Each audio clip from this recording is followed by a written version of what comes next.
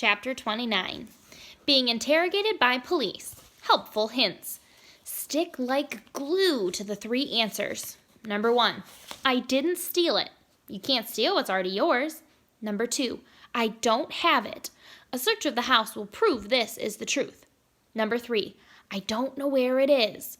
Also true, since it's impossible to tell if the card is still in the mailbox, at the post office, or on its way to the destination address. Griffin never put the latest plan on paper, but it was very much in his mind when the police came to question him in the case of the stolen Babe Ruth card. It wasn't much like cop shows on TV.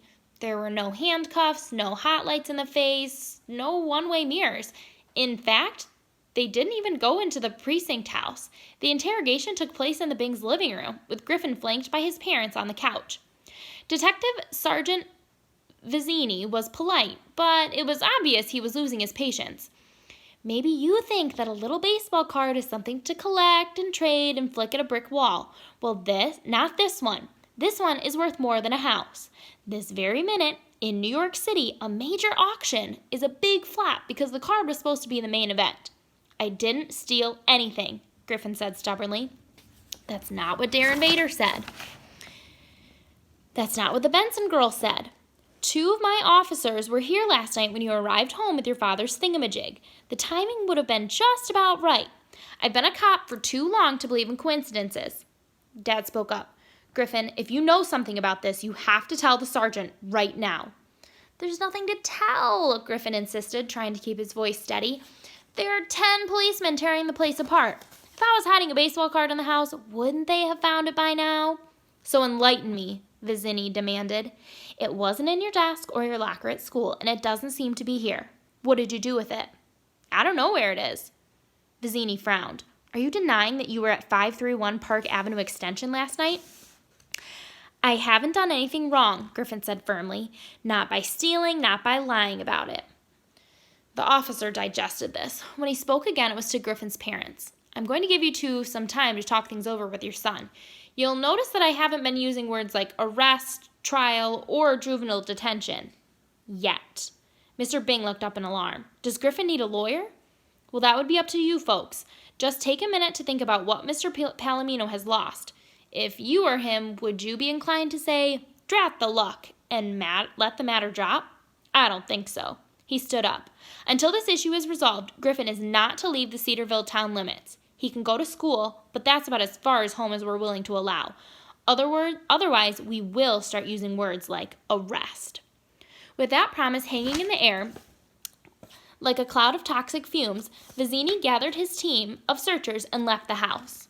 All right, Griffin, Dad said, as the squad cars drove away. I want the whole story. Griffin knew he owed his parents the truth, and not just because there was no way of getting out of telling it. The police had invaded their home, riffled through their belongings, threatened their son with imprisonment. Mom and Dad had become a part of this. He came clean.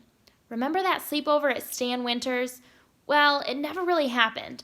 Ben and I spent the last night in the old Rockford house before they tore it down.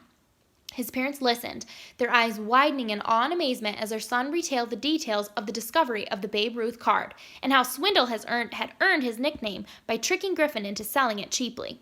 He confessed everything, the unsuccessful break-in at the store, the assembly of the team, and the heist preparations, right up to the assault on 531 Park Avenue Extension.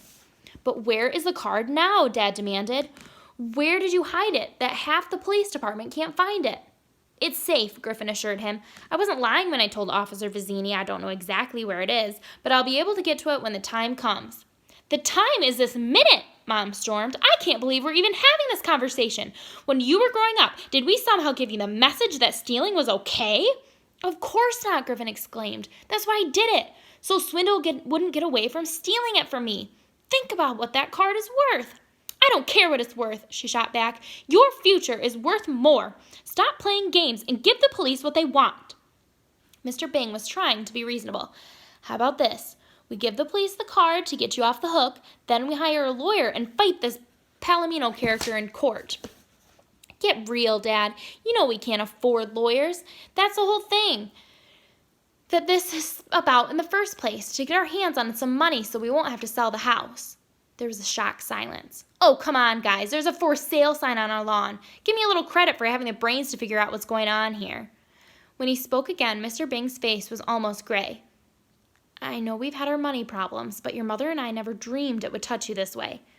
Don't blame yourself. We shouldn't even have money problems. That card is ours." Mrs. Bing was close to tears. "Oh, Griffin, how could you get yourself in such a mess?" Throughout the planning and execution of the heist, Griffin had never suffered a single moment of regret. Now, as he saw his parents' distress adding to their burdens this way, cut straight to his heart. Later, he sat in his room in semi-darkness, trying to tune out the sound of his parents' argument downstairs. For once, the subject wasn't about money. It was about what to do with their son, the burglar. Now it dawned on him for the very first time. He had plotted the operation with little thought of what would happen once the Bambino was in his possession. Had he expected Swindle to give up without a fight, and the police to shrug the whole thing off after their first search turned up nothing?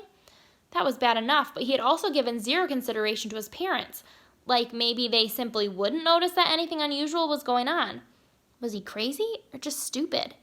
He certainly didn't have the right to call himself the man with the plan anymore. Mom's voice carried upstairs. "We have to force him to give up that card. It's our job as his parents to see that he doesn't destroy his life. He's only 11 years old."